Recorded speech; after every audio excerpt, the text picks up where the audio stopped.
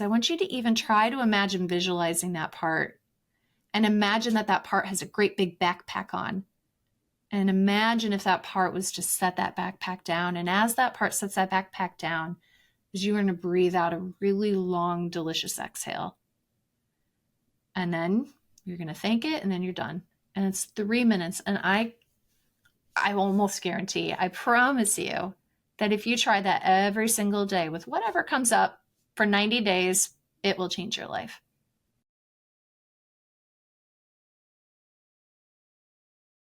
Welcome back to another episode of the Peak Performance Life podcast. Today, I am very excited to have an expert and author on a very important subject. We have Dr. Nicole Cain, who is a pioneer in integrative approaches for mental and emotional wellness. She has a degree in clinical psychology, training in EMDR, which I want to ask her more about and learn more about. That sounds very interesting. And a license as a naturopathic physician in the state of Arizona. Her approach to mental health is multidisciplinary. So she uses medical, psychological, and holistic in her approach. Dr. Cain, thank you so much for joining us today. I'm happy to be here, Talor. Thanks for bringing me on.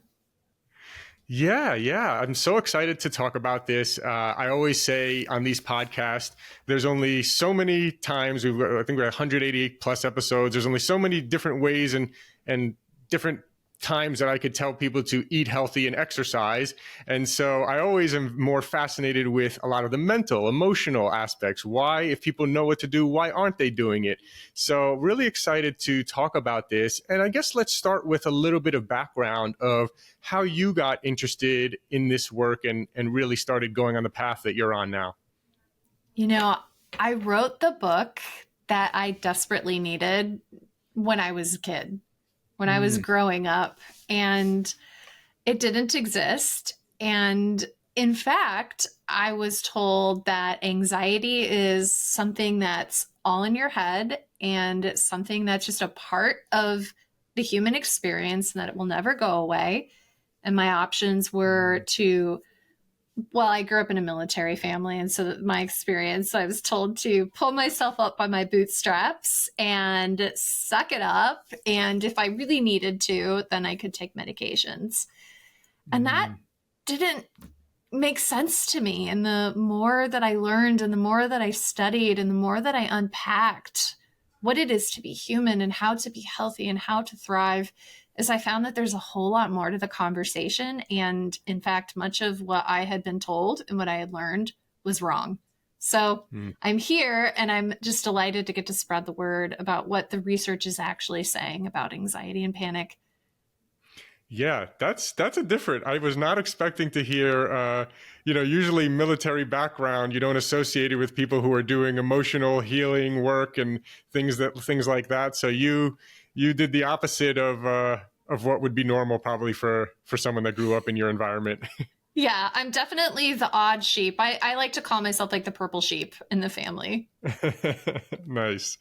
Yeah. Well, let's jump into it then. So if you want to share either maybe your own experience or how you've been working with clients around anxiety or what are like, actually, let's start with the 9 types of anxiety that I know you talk about. Let's maybe talk a little bit about what those are. If we were to put on our detective hats and go into a giant city center and ask every person that we see what it's like when their body feels irritated or overwhelmed or activated or stressed, everyone's going to give you a slightly different answer. And that's because our bodies are all different. Our histories are different. Our coping mechanisms are different. We're just different people, which is logical. It makes sense. Everyone listening to this is like, yes, duh. You don't need a researcher hat for that. But when it comes to the traditional treatment of anxiety is traditionally, we just throw everyone into a big bucket. Oh, you're activated. You're anxious. And we don't necessarily look at the nuance. And part of that is because there isn't just a blood test or there isn't just a supplement that can treat anxiety. And unlike thyroid, everyone has quite similar symptoms of thyroid. We have a very good blood test for thyroid and we have pretty precise medications for treating thyroid. But anxiety is its own beast. And the cool thing is that in 2022, the major theory about anxiety, about depression, and what the cause is was debunked. And so that was game changing. And that major theory started in the 60s. And so in the 1960s, scientists were looking under a microscope and they were doing research and they discovered the first found neurotransmitter. Do you have a guess what it is, by the way? If you had to guess the first neurotransmitter they ever found. I have no idea. Yeah. You're like, how could I possibly guess? Yeah. It's the one with the fan club. And so for those who are listening, if you guessed serotonin, you would be right. Serotonin is like the MVP, the most valuable person of neurotransmitters. And so researchers found serotonin. They called it enteramine. It was in the gut. And they're like, what is this wonderful little thing? So they studied it. And not too many years later, they came up with the first drug to manipulate levels of serotonin, which is called Prozac or fluoxetine. So a lot of research later and a lot of trials later, it took over 20 trials, by the way. They decided that fluoxetine or Prozac was useful for depression and anxiety. And so they're like, it must be that when we give this drug and serotonin levels rise and people feel better, it must mean that more serotonin is better and deficiencies in serotonin makes us depressed and anxious. So that was the birth of the chemical imbalance theory. And that's been in place since the 60s and 70s. And now we're recording this episode in 2024, right at the end here.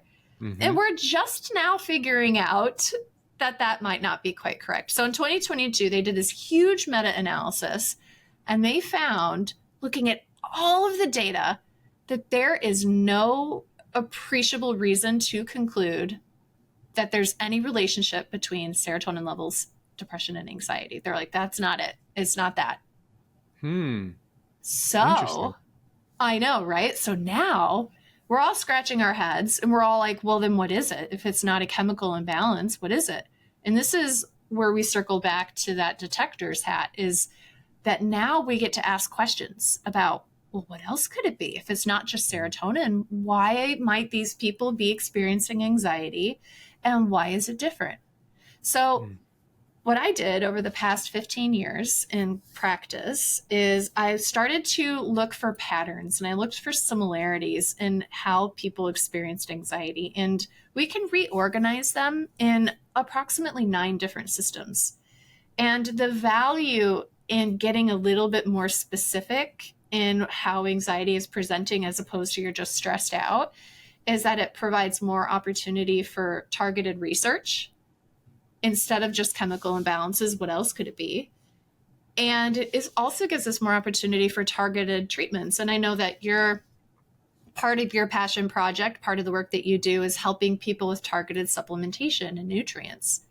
And depending on the reason for their anxiety, depending on the root causes of their anxiety, depending on what might be slightly out of balance, some things will work better than others. And so that's why some people, when they're anxious, they take kava kava, an herb that can increase GABA and calm anxiety. Some people feel great versus other people, they feel way worse. And so it's all about nuance. So here's the 9 types of anxiety. So the first one is thought anxiety. And so this is when you get stressed or anxious or activated or irritated or overwhelmed.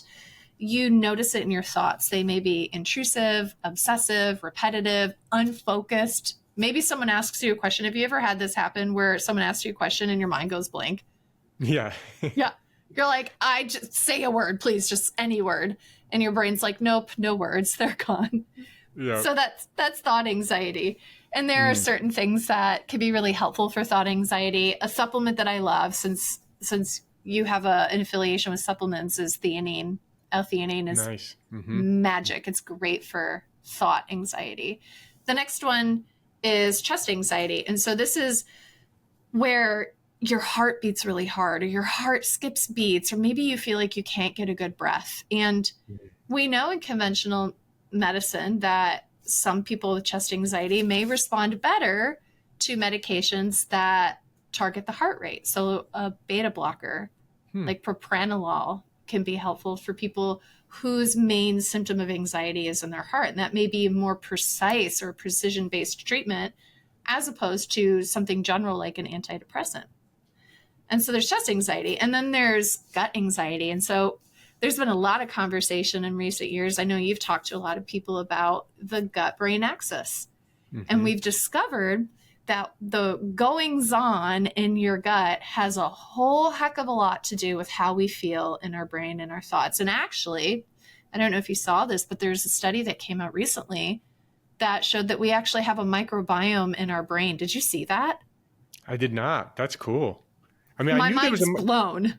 Yeah. So the actual microbiome in your brain, and that's maybe part of this mind-gut connection.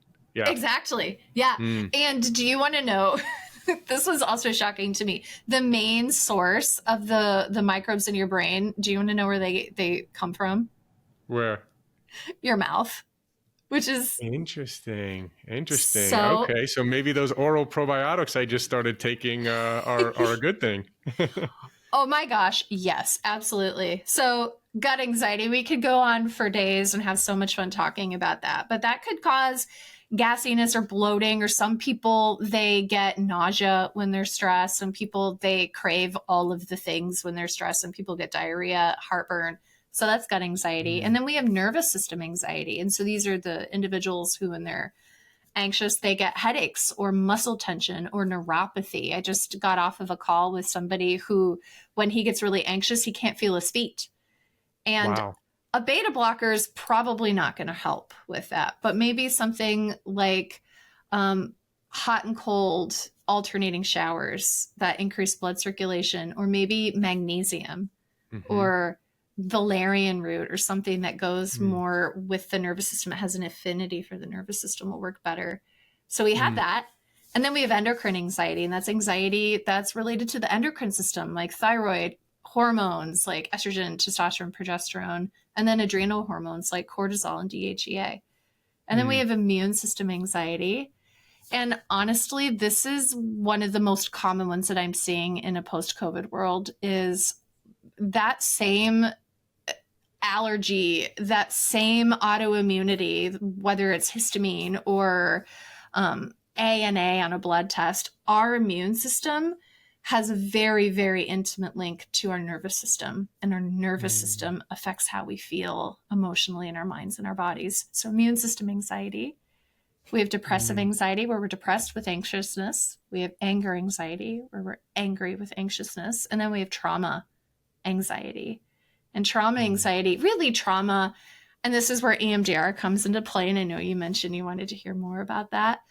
So arguably trauma is the umbrella, is overwhelm, adversity, stressors that we're trying to adapt to that aren't working or gets stuck. But I parsed that one out specifically for those individuals whose anxiety started ever since X, Y, or Z. I've been dealing with anxiety. So I have intrusive thoughts about it. It started with this event. I have nightmares about it. It's the main thing. And so in those cases, we want to do a trauma-informed intervention like EMDR. We don't want to just give someone magnesium if they were in a horrific car accident and they're having nightmares about car accidents and they can't sleep. Sure, magnesium may help calm them down a little bit, but you want to treat the trauma. Otherwise, it's just palliative. So those are, I think we got through all of them, right? Yeah, I think that was all nice. And I think just to kind of step back for everyone listening, right, we're going into all these conversations about different types of anxiety, which are really, really important. And I think the reason why this is so important as well is because, like you said, this has an overarching effect on everything in your health, right? Your mental health, and it's funny because, I was recently telling someone, I take like over 40 pills a day or something. And they're like, what are all the pills that you're taking? I'm like, well, some of them are for immune support. Some of them are for energy. Some of them are for mood support. Right. And it's like, I want a good immune system. I want good energy. I want to feel good. I want to be able to be active every day and things like that. And so I think it's important, right? It's like energy and being able to do things and live your life and feel good. These things are so important. And if you feel like you're doing the right things, but you're still kind of feeling held back a little bit, then that's why this conversation is so important. Yeah, I appreciate that kind of zoom out perspective, because it can we could so easily get stuck in the weeds. And I think something that you emphasize that I really want to make sure isn't missed is that when our bodies are optimally healthy, when our bodies are supported, they are more vital and they are more resilient. So I call this the pursuit of vital resiliency. And so vitality is to be fully alive.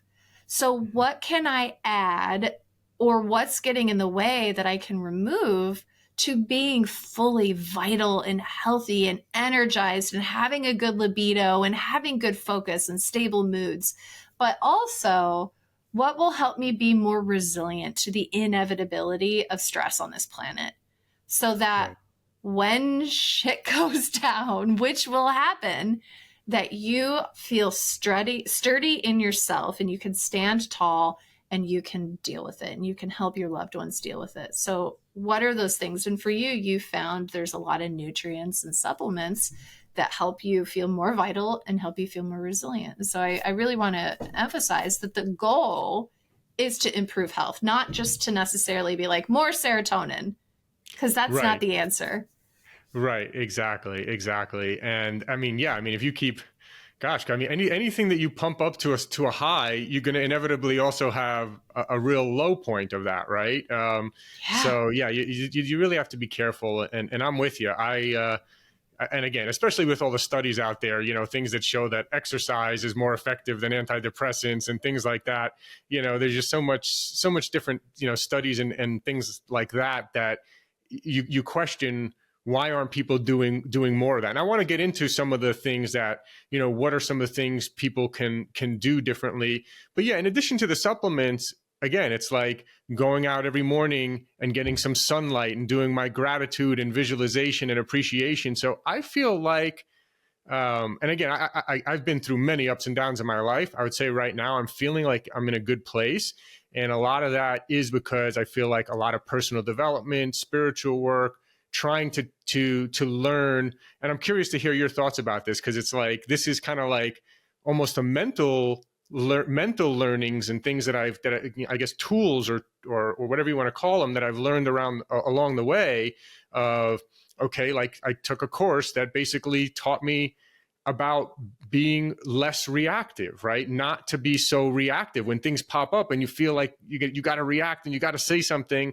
But if you can actually pause and breathe and step back and do things like that, and it's like, wow, just that one tool transformed so many things in my life, right? So I'm curious if you have any, what your thoughts are, or what some tools are, or what people can do here, or how do we even know if we have an imbalance that's just a nutrient versus something else? Yeah. I really love what you're saying in terms of what you're doing is you're reprogramming your mind and your body. And there are so many different ways to accomplish that. And I think number one is that you can reprogram your mind and your body, and that we all have programming and we inherited that programming.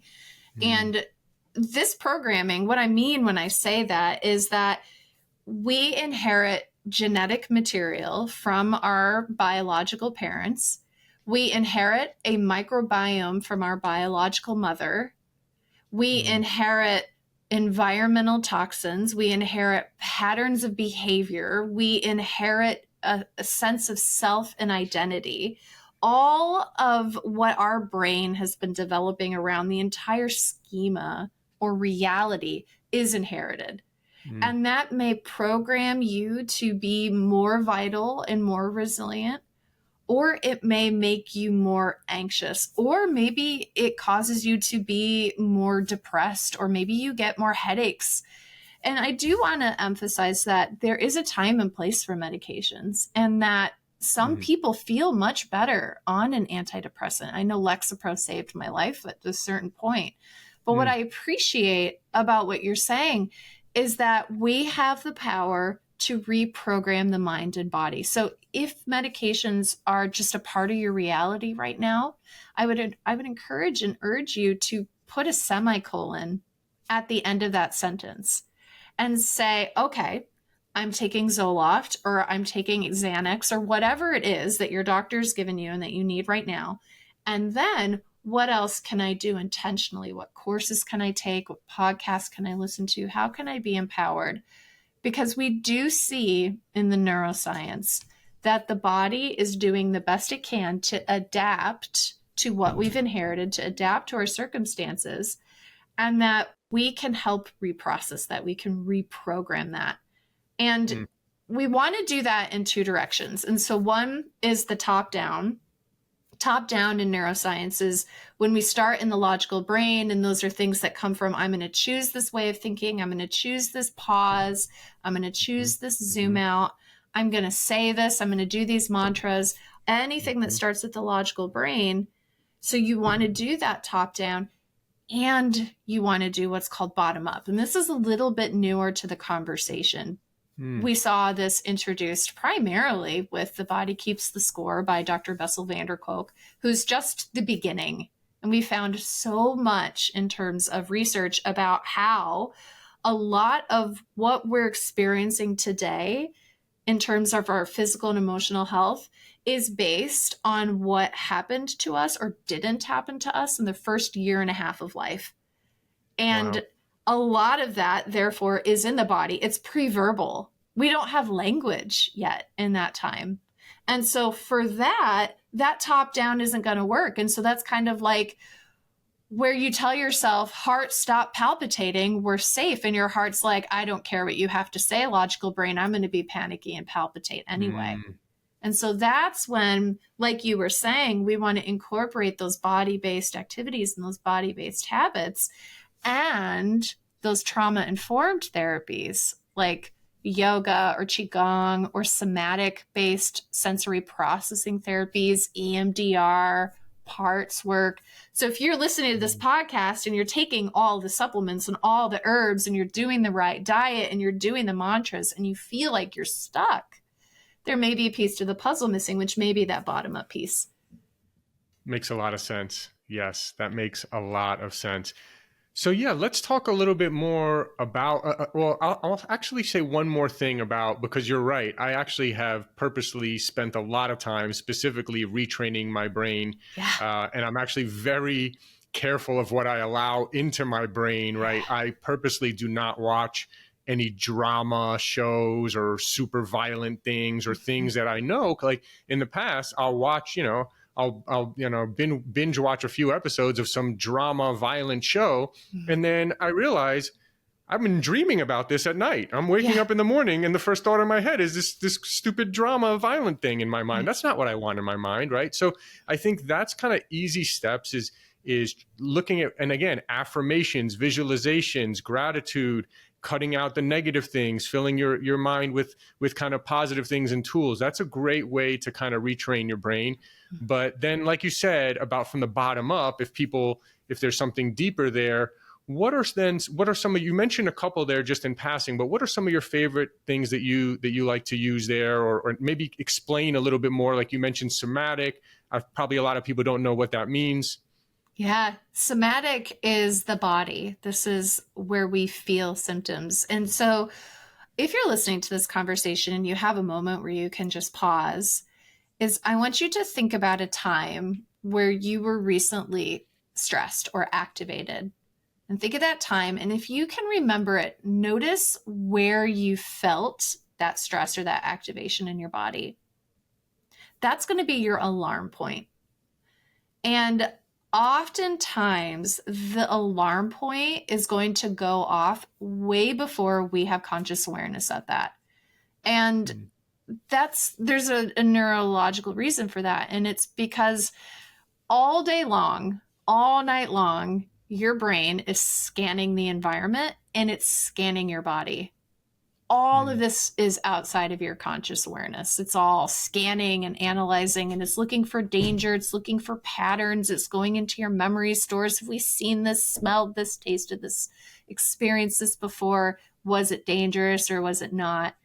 And an example may be our ancestor Susie is gathering berries. She's in a hunter-gatherer tribe. She's gathering berries from a field, and she hears a growl in the bush behind her.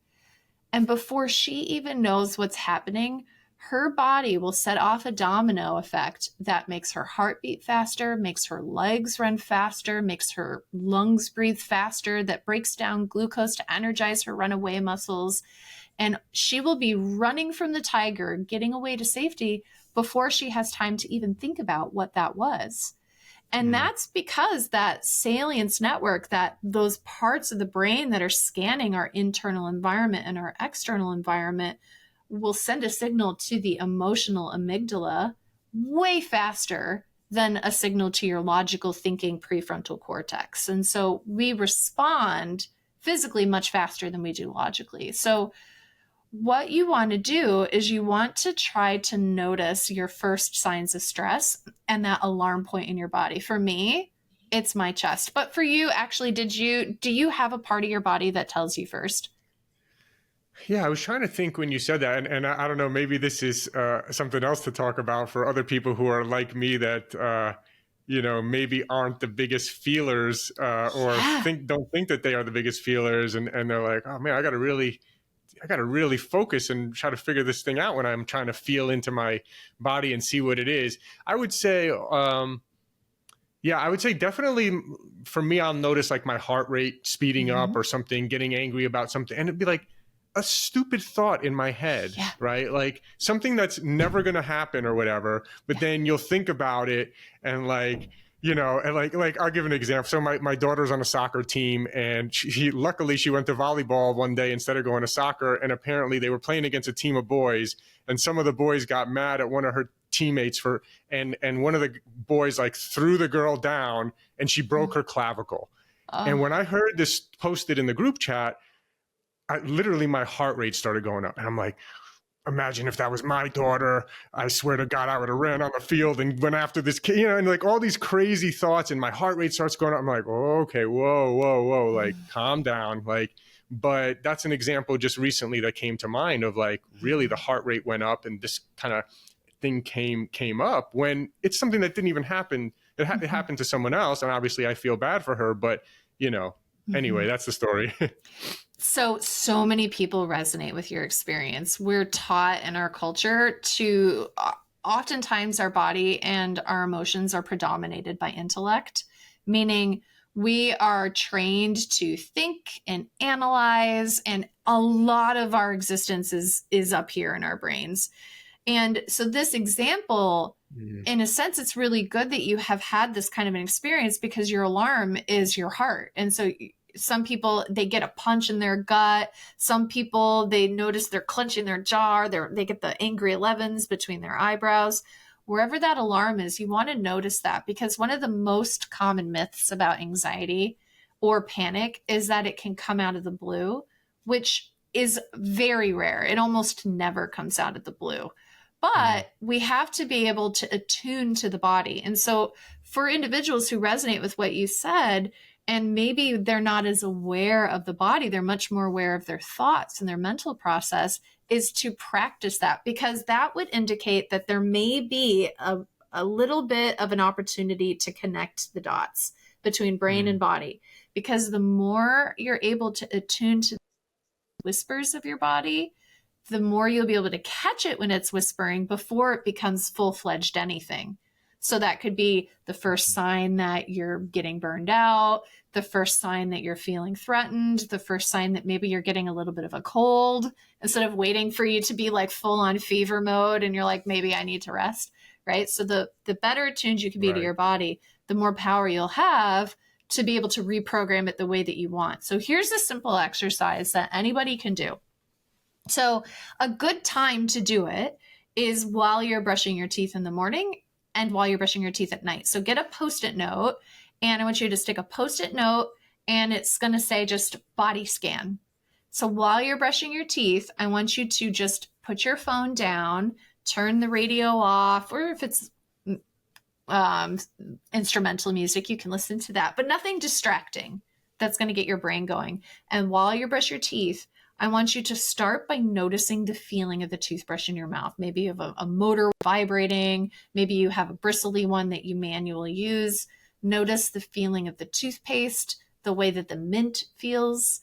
And then once you're grounded in the very noticeable, tangible mouth, then you're going to bring your mindful awareness to your feet. And you're going to do a body scan while you're brushing your teeth. You're going to start in your feet. And I want you to just notice what it feels like with them on the ground. Maybe you're walking, maybe you're standing. Notice if you're wearing shoes or socks. Are your feet hot, cold, sweaty, dry? Anything that you can notice. And then you're going to work your way up the body and you're just going to notice anything that's different, painful, neutral, good. And you're not going to do anything about it. You're not going to judge it. You're not going to try to change it. You're just going to notice it. So what you're doing for those 2 minutes a day, twice a day, is you're practicing your conscious present mind being present with the body without having to change it. And that's going to be one of the biggest steps that you can take. And 2 minutes a day for 90 consecutive days will start to change the programming so that you can then take that and have more power and control for whatever you want to do next. Amazing. Amazing. People right now might be thinking, okay, so when, let's say a situation like I explained where the heart rate gets up, or other people have anxiety about lots of other things, fears, what if this happens? What if that happens? What if this doesn't happen? Kind of things like that.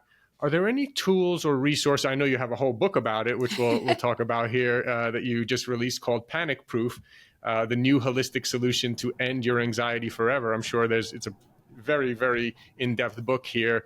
But maybe just for now, some tips there for people in the moment, right? Because I feel like that's the thing is like in the moment, like sometimes I talk about this stuff and I understand it and this, and then in the moment, it's like you forget it all. Right. Mm-hmm. But then how quickly now I'm in the game of like, okay, how quickly can I catch myself and turn it around and get back stabilized and things like that. But yeah, curious to hear if you have any advice there. There's two directions that you could go. One is in the moment if you need to manage it, and the other is in the moment if you want to alchemize it. So managing it is, let's say that you're about to do a big speaking engagement and you need to go on stage. Now's probably not the time for you to like lean into the messages of your symptoms. Now's the time to be like, we got to calm ourselves so that we can perform, and then we'll come back and work on whatever's coming up for me later. So I'll give you practical strategies for managing it. But first, alchemizing it that's when we take the data from our symptoms and we allow that to inform us about what might be underneath the surface. That's an opportunity for deeper healing. Because most of the time when we have a present activating trigger that comes up for us, that it has roots or tendrils or it's related to something from the past. And that can get confusing. So let's start with how to manage it. And I work with a lot of high performers. I do a lot of consulting for CEOs and Fortune 500 consultants, people who have a lot of pressure and they need to be able to be quick and analytical. And so in those moments of high performance, you need to get back into the body. Because what happens when we get activated, when you heard that, you saw that on the forum about the snafu that went down with that boy, is that your body went into autonomic arousal. You went into nervous system overdrive. Just like Susie, when she heard the growling in the forest, it bypassed her logical brain and it went straight into biological fight, flight, freeze. For you, it was fight. You needed to protect her. You had that warrior daddy bear come out. So your heart is beating faster. And so what is happening is that your emotional brain is running the show. Your emotional brain is calling the shots. Your logical brain is getting less glucose, is getting less activity, it's getting less energy. You aren't going to be able to think rationally. You're not going to have much control. And so what we find that will work best in those moments is something that will bring you back into your body. And so these are going to be things like temperature, touch, taste, scent, stimulation. And so I teach in the book about making a panic pack. And a panic pack is something that you can carry with you anywhere you go. You can make one for your kids. They can throw it in their backpack. You can keep it in your glove box of your car, your satchel, your purse. It can be anywhere you are. And what it's going to contain are things that are going to get you back in your body and give you access to your logical brain so you can use those top-down coping strategies and have that sense of personal power and control and to calm the body. So here are things that you can put in it to manage it and get through it is number one is a chemical ice pack. So Marsha Linehan, who is the founder of DBT, which is dialectical behavioral therapy, she found that when someone was having a panic attack or a rage attack or whatever crisis, is that if they stuck their face in a bucket of ice water, that it would calm the body, slow down the heart, decrease the body temperature, and shift them back into calm, which is parasympathetic, that relaxed state. But let's be serious. Nobody's going to be carrying around a bucket of ice water. It's not practical. So a chemical ice pack, you can get them for a couple of bucks online. They're small. They're shaped like a wallet or a phone. And then when you need it, you can shake it up. There's a chemical reaction on the inside. The thing gets cold, and then you can place it on your face. And I would apply it around the eyes. This is going to stimulate vagus nerve.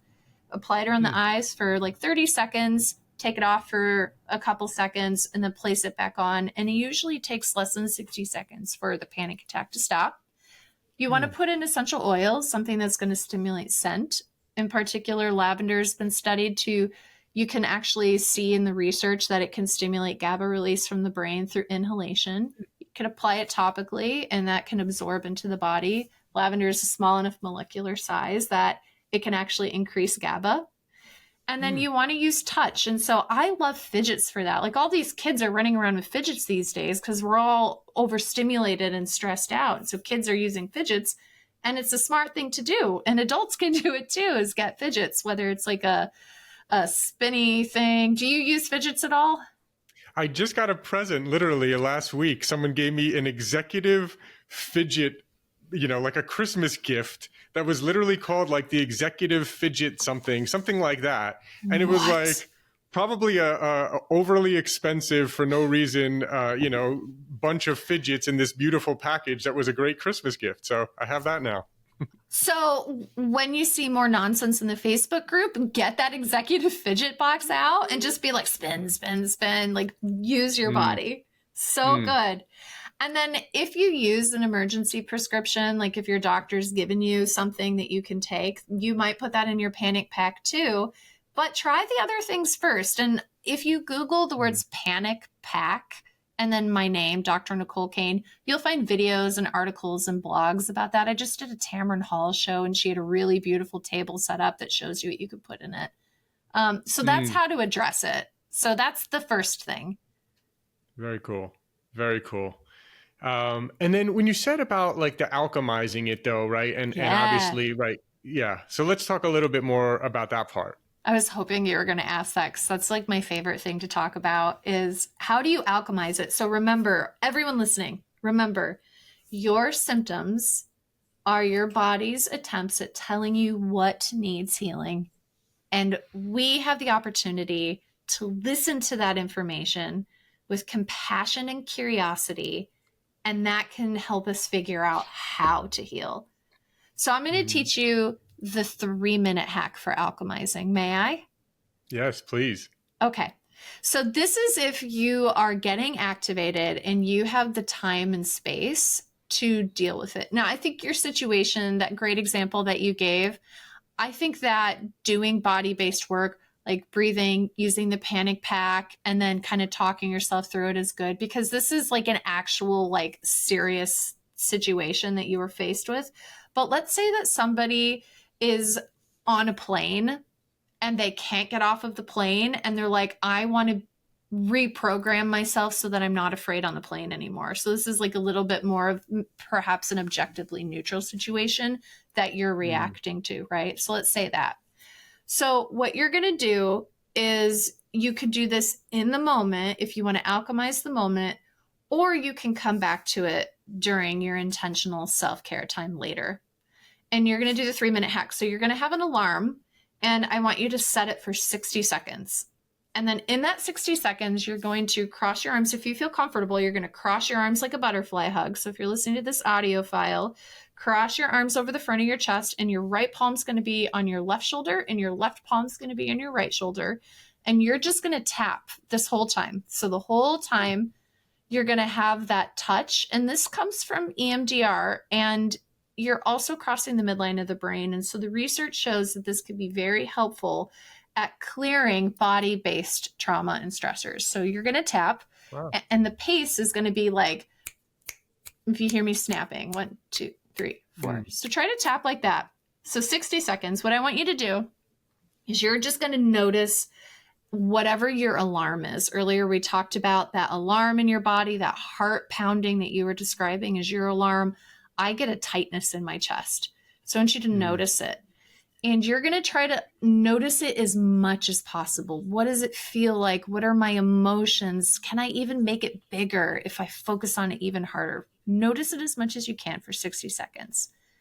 Your alarm is going to go off, and then you're going to reset it for another 60 seconds. And so during the second 60 seconds, you're going to follow the timeline, because oftentimes our current triggers have to do with something in the past. And it could be one thing or many things. And we talked earlier about it could be something from your first year and a half in life where maybe you don't have a memory, or you don't have words, or you don't have rational language. But whatever comes up for you, you're just going to notice that. Try to follow it to the earliest time that you can impress upon feeling that exact way. So maybe the earliest time your heart pounded like that, or the earliest time you felt afraid, or the earliest time you felt really angry in your chest. And so that's your second. And you're going to notice whatever that is that comes up for you. Whatever it is, you're going to notice it as intently as possible. You're going to acknowledge it. And then your alarm's going to go off. And this is the last part. This is the last 60 seconds. During this last 60 seconds, we're going to timestamp that. It's like a rubber stamp. And time stamping is really important because adversity, stress, trauma doesn't always get stored in parts of the brain with access to logic or time. And so when we get triggered, it feels like that is happening all over again. So during this last 60 seconds, what you're going to do is you're going to talk to that part that came up. And I want you to say the following. I'm going to say this. I hear you. I honor you. I notice you. And I want to thank you for speaking to me. And I want to thank you for sharing with me. And I want you to notice that I've got you. I want you to know that it's 2024, whatever year it is, 2025, that it's 2024, and that we are no longer in the past. And that I have resources now that you didn't have then. And that I can take care of you, and I've got you. And I want to ask you, part, to set down that feeling of responsibility, that heavy burden of trying to care for me. I want to ask you to set that down and let me care for you. And then in the last part of that 60 seconds, I want you to even try to imagine visualizing that part, and imagine that that part has a great big backpack on. And imagine if that part was to set that backpack down. And as that part sets that backpack down, you're going to breathe out a really long, delicious exhale. And then you're going to thank it, and then you're done. And it's 3 minutes. And I almost guarantee, I promise you that if you try that every single day with whatever comes up for 90 days, it will change your life. That is so powerful. That's a very, very powerful exercise. Quick question. Have you studied NLP and timeline therapy and stuff like that? I do not have any sort of formal training in either of those. Interesting. Because in 2007, I took a course on, I took a certification actually on NLP, neuro-linguistic programming. Yes. And there was one part called timeline therapy, which really resonated. I haven't thought about it in a while. I should be doing this more often. But part 2 of your 3-step process there reminded me so much of timeline therapy, where you look at so for people who might have missed that part when you said go back on your timeline, and maybe they didn't understand what that means, like for me, it clicked right away from this teaching I did back in 2007. And it was like they had us like look at our entire life as a timeline. Yeah. And, you can float up above your timeline and then go back or go forward or whatever it is, right? And Yeah. And so it was a really good exercise. But what you just said there, that was very, very powerful. Another thing, kind of a tool that someone taught me that was kind of similar years ago was when you feel something, let's say you feel it in your, let's say for me, many years ago, I felt something in my stomach when I got some anxiety. And then I would kind of like imagine it and like imagine that it was like my baby and I'm cradling the baby and I'm showing it love. So very similar to kind of the third part that you mentioned there about, so you're kind of going back to your younger self, you're doing this time, going back on the timeline, you're finding the moment that maybe caused this trauma, you're saying it's okay, and kind of giving it this coaching. Very, very powerful exercise. I really hope people take that in and listen to that and practice it. Oh, I'm so glad to hear that. And it's so important because I feel like, I don't know if you resonate with this, but I definitely grew up having the experience that my body is broken and my symptoms are out to get me. And this feeling of being at war with ourselves. And that third step, I think, is so powerful because we're looking at our bodies, we're looking at our experiences from a place of curiosity and compassion. Yeah. And I think that changes everything. Yeah. Yeah. This has been a really powerful conversation, and, you can't really, I shouldn't say you can't really, and hopefully people get, are learning a lot from this. I would encourage people who feel like they have more in-depth underlying trauma or things that they feel are really holding them back to not only buy your book, but maybe there's other resources as well. So let's start by talking about the book, and then I know you're on social media. I saw you have a ton of followers online as well. So where can people kind of get the book, and what should people expect to learn if they read the book? The book Panic Proof is mind, body, spirit, and it will walk you through how to think in a new way about panic and anxiety. And you're going to learn about brain science. You're going to learn about herbalism. You're going to learn how to be your own trauma-informed therapist. You're going to learn all this awesome stuff. And there's cases and stories of real people, and you're going to follow them through their journeys. There's checklists. There's a quiz.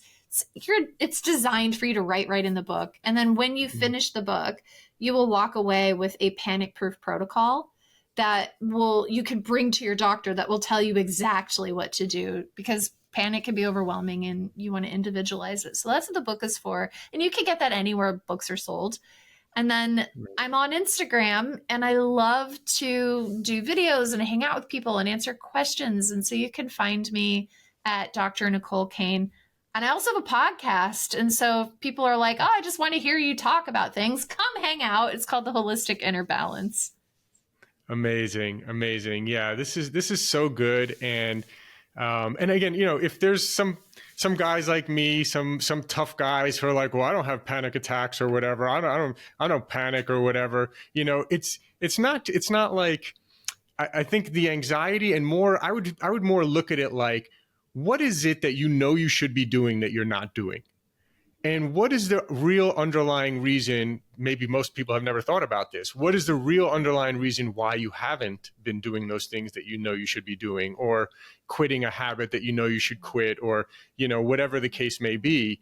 What is is there something behind that maybe, hopefully this podcast has maybe shine a little light on, and you can see, okay, maybe there's something that I need to work on here, something deeper that can help me, make sure that I take the actions I know I need to take and do things like that. So yeah, I think this has been absolutely amazing. And I think this is such important work for so many people.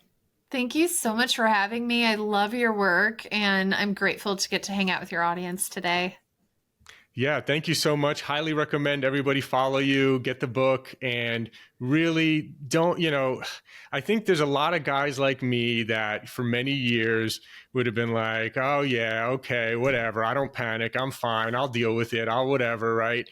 And it's just, you have to get past that. In fact, so many, I've now in a bunch of all these like business groups with super successful people, and I see other people who also are very, very smart, but maybe are not taking the actions or doing the right things. And one of the things I noticed was that they were so logical, so in the head, and so smart in the head, but really neglecting the whole spiritual self-care, trauma healing, personal development aspect of things. And the people that I see that are really succeeding kind of like in all areas of life are the ones that are paying attention to it, are working with coaches, reading books, listening to podcasts like yours. And when you do all of that, it really just leads to a much better life. So I'd encourage, any of the tough guys out there, listening, to obviously learn about this stuff and make the most of it. But thank you so much for joining us, and I hope we can do it again soon. Look forward to it. Thank you.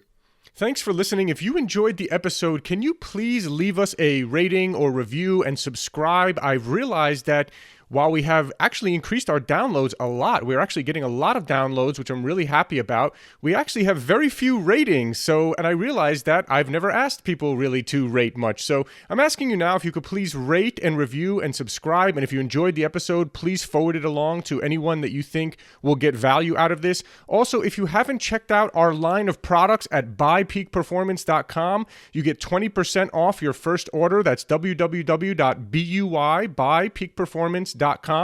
We have some incredible products, including our organic high-altitude coffee. If you don't know this, coffee is one of the most heavily sprayed with pesticides out of any crop. So it's really important that you drink organic coffee. We've gone above and beyond to source what we believe is the highest quality and healthiest organic coffee in the world. We're also famous for our organic green superfood powder. You can get 20% off of that as well at buypeakperformance.com. We also have an organic vegan and paleo plant protein. See, most of the vegan proteins out there are using brown rice protein, which is really not a good source of protein, and it's also a grain. And if you're paleo, you know that grains tend to cause inflammation in some cases for some people. And so we wanted to make one that was paleo friendly and vegan and organic. We made an amazing amino acid profile, so it's really one of the best plant proteins for muscle building. So you can check out Peak Performance Organic Plant Protein. You can find that on our website. Of course, all our products are on Amazon as well. So thanks again. And again, please, if you enjoyed the episode, please forward it along